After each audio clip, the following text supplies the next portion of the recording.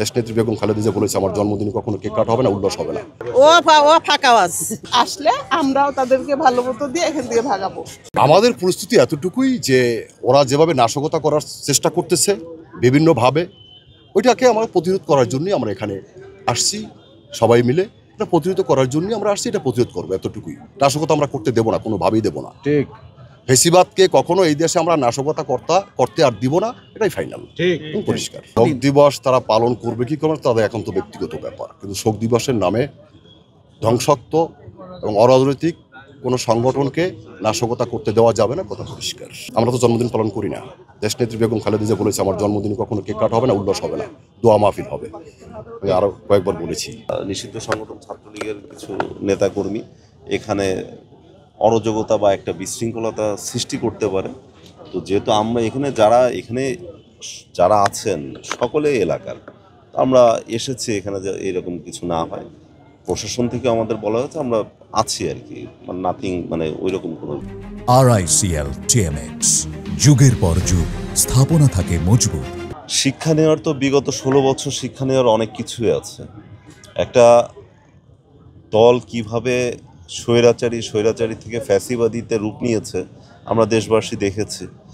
ফ্যাসিবাদী অ্যাক্টিভিটিস ছিল বিধায় মনে করেন একটা বাসায় ঢুকতে মনে করেন 10 জনের পারমিশন নিয়ে ঢোকা লেগেছে, সাধারণ মানুষ সেইখানে প্রবেশ করতে পারেনি।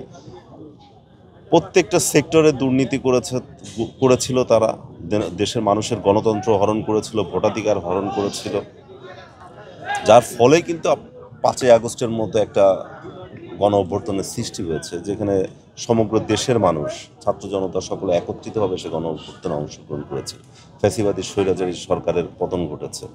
অবশ্যই শিক্ষণীয় আছে, যারা আগামীতে যারা ক্ষমতায় আসবে বা আসতে চায় সকলেরই এই বিষয়ে শিক্ষা নিয়েই আগামীতে সুন্দরভাবে দেশ পরিচালনা করবে, এই প্রত্যাশা আমাদের কাছে এরকম ইনফরমেশন আছে এখানে বিশৃঙ্খলতা করতে পারে। দ্যাটস ওয়াই যাতে কোনো রকম বিশৃঙ্খলতা না হয়, যে কারণে আমাদের এখানে উপস্থিতি।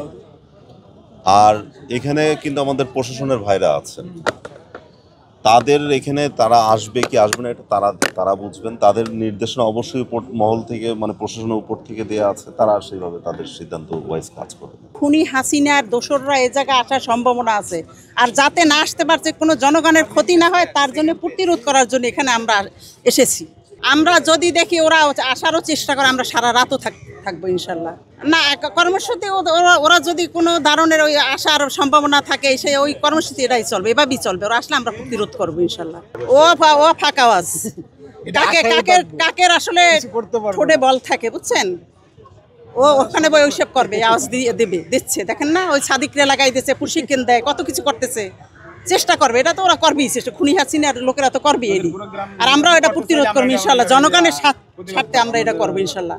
এখানে আসতে নির্দেশ দিছে জয়, তা আমরা যারা এখান থেকে পলায় ভাগা মারছে তারা এখন এসে ফুল দেবে, এটা তো আমরা মেনে নিব না নাকি? 17 বছর তারা অনেক কিছু করছে, কিন্তু এখন তো আমরা সেটা করতে দিব না তাদেরকে। তাই আমাদের বিএনপি ভাই বোনেরা সবাই এখানে আমরা জড়ো হয়েছি যে আসলে আমরাও তাদেরকে ভালো মতো দিয়ে এখান থেকে ভাগাবো।